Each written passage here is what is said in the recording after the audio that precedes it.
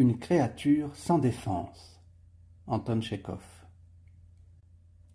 Autant que ses nerfs fussent à nu après la forte crise de goutte qu'il avait eue pendant la nuit, Kistunov se rendit pourtant à son bureau le matin et reçut à l'heure habituelle les visiteurs et les clients de la banque. Il avait l'air las, souffrant. Il parlait à peine, n'ayant presque que le souffle, comme un mourant. « Que désirez-vous » demanda-t-il à une solliciteuse qui, vêtue d'une pelisse antédiluvienne, ressemblait beaucoup de dos à un gros stercoraire. « Daignez considérer, Excellence, dit volubilement la visiteuse, que mon mari, l'assesseur du collège Tchouchkine, fut malade pendant 5 mois. Et tandis que, excusez-moi, il était alité à la maison et se soignait, on le mit à la retraite, Excellence, sans aucun motif. Lorsqu'ensuite j'allais toucher ses appointements, daignez considérer que l'on retint 24 roubles 36 kopecks. Pourquoi cela demandai-je. On me répondit qu'il les avait empruntés à la caisse mutuelle et que les autres fonctionnaires étaient garants. Comment donc cela? Pouvait-il emprunter quelque chose sans mon consentement? Cela ne se peut pas, Excellence. Et pourquoi faire cela? Je suis une femme pauvre, je ne vis que de mes locataires, je suis faible, sans défense. Chacun me moleste et je n'entends de personne une parole aimable. Les yeux de la visiteuse se mirent à clignoter, et elle chercha son mouchoir dans sa pelisse. Kistunov prit la supplique et commença à la lire. « Permettez, dit-il en levant les épaules, qu'est-ce que c'est que ça?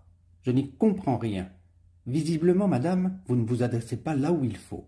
En substance, votre supplique ne nous concerne pas. Veuillez vous adresser à l'administration où était employé votre mari. »« Eh, petit père, j'ai déjà été en 5 endroits, fit madame Stouchkine, et on a voulu accepter ma supplique nulle part.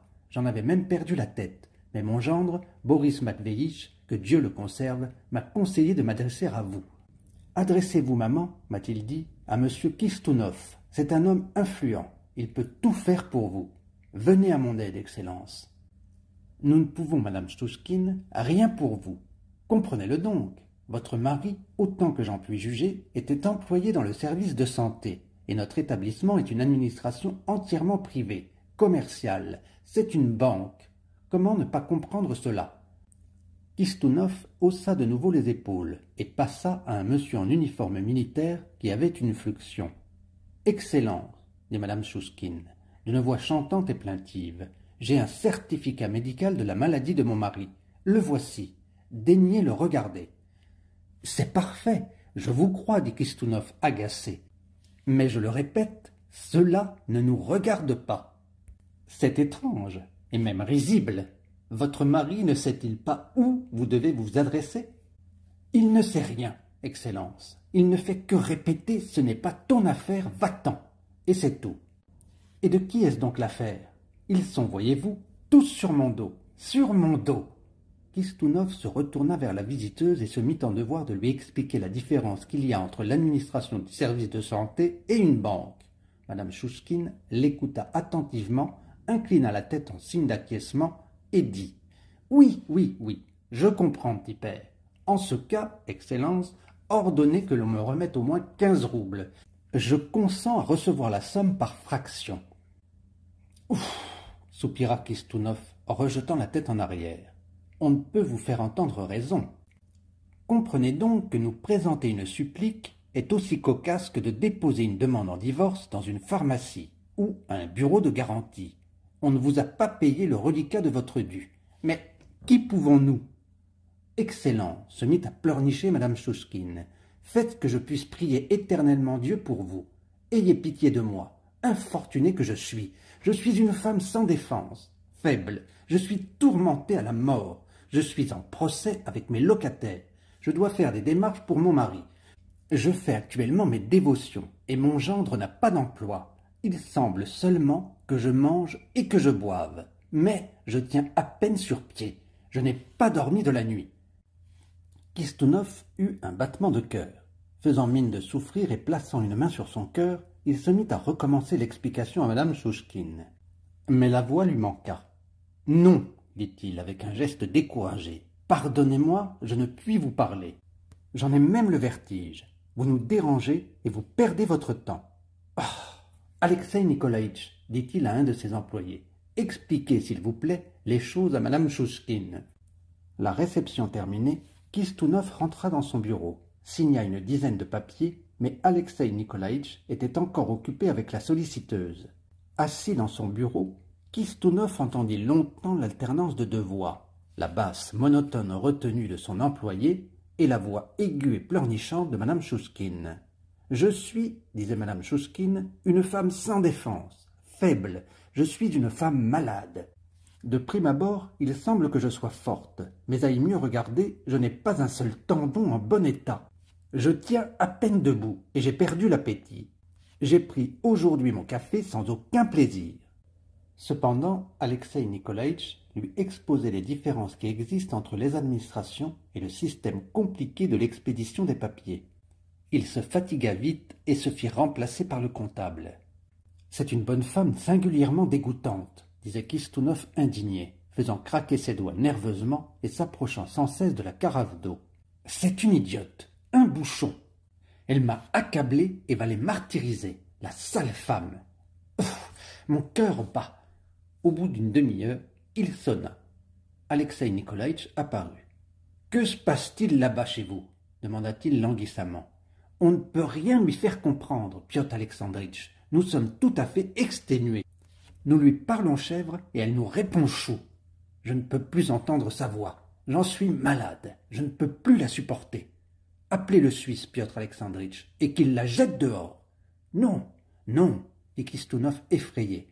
Elle va beugler. Il y a beaucoup d'appartements dans cet immeuble. On irait penser de nous, Dieu sait quoi.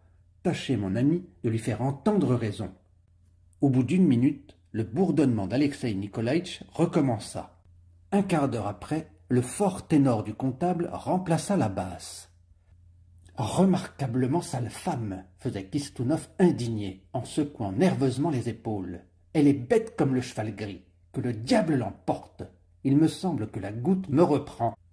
Encore la migraine. » Dans la pièce voisine, Alexei Nikolaïtch, n'en pouvant plus, frappa enfin son front du doigt, puis la table. « Bref, dit-il, ce n'est pas une tête que vous avez sur les épaules, mais voilà quoi. »« Allons, allons, assez, fit la vieille se fâchant.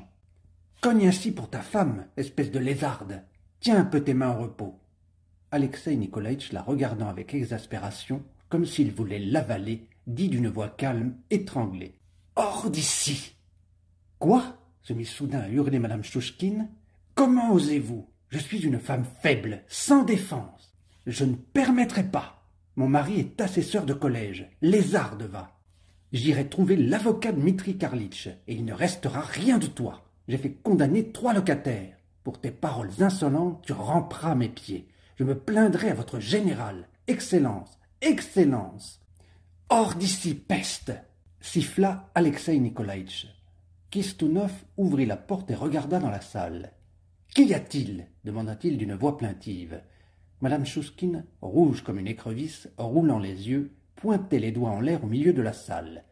Rouges aussi, visiblement exténués, les employés de la banque l'entouraient et s'entre-regardaient. « Excellence » fit madame Chouchkine, se précipitant vers Kistunov. « Tenez, celui-ci, celui-là même. » Elle désigna Alexei Nikolaïtch. « S'est frappé le front du doigt, puis a frappé la table.